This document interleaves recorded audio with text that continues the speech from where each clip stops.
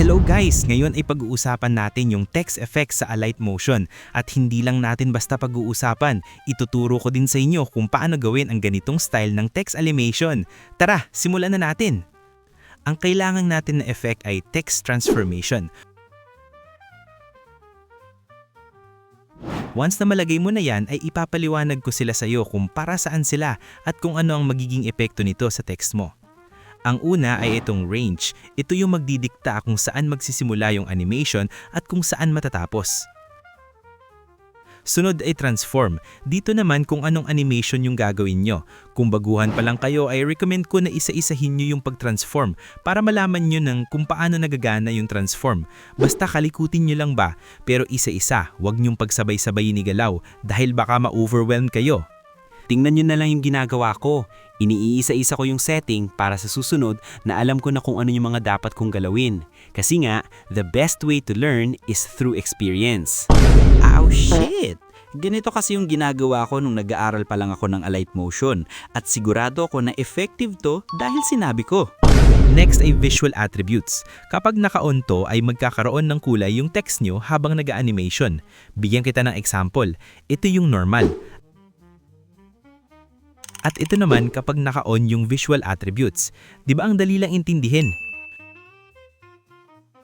Sunod ay yung easing. Ito naman kung gaano kalakas yung pagtatapos at pag-uumpisa ng animation mo. At meron itong isa pang setting na overlap. Bigyan kita ng example para mas madaling ipaliwanag. Ito yung normal at walang overlap. At ito naman yung meron. Nakita nyo ba yung pinagkaiba nila?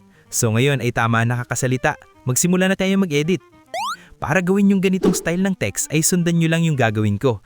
Dito ang uunahin nating galawin ay yung end dahil ito yung magdidikta kung kailan lalabas yung text. Paalala, huwag nyong isasagad yung last keyframe ha. O nga pa na, tandaan nyo yung unang keyframe ay 0% at yung last 100% na. Baka makalimutan nyo yun. Sunod naman natin yung start. Yung unang keyframe ay dito sa gitna at yung last keyframe ay dulo na.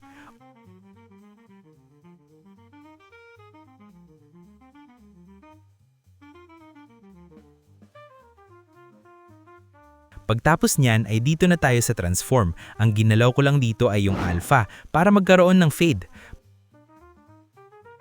Pag naayos mo na yan, dapat ganito na kalabasan yan. Siguro napapansin mo na hindi pa smooth yung fade. Dito na papasok yung overlap. Dito ay nakadepende na sa'yo kung anong gusto mong timpla sa text mo. Pero kung gusto mo ng advice, recommended ko na 1000% or 500% yung timpla dito.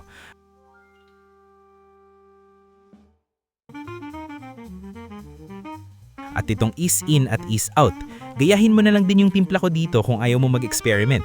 Pagtapos, para mapagalaw yan, ay maglalagay tayo ng text spacing. Yung unang keyframe ay 25%.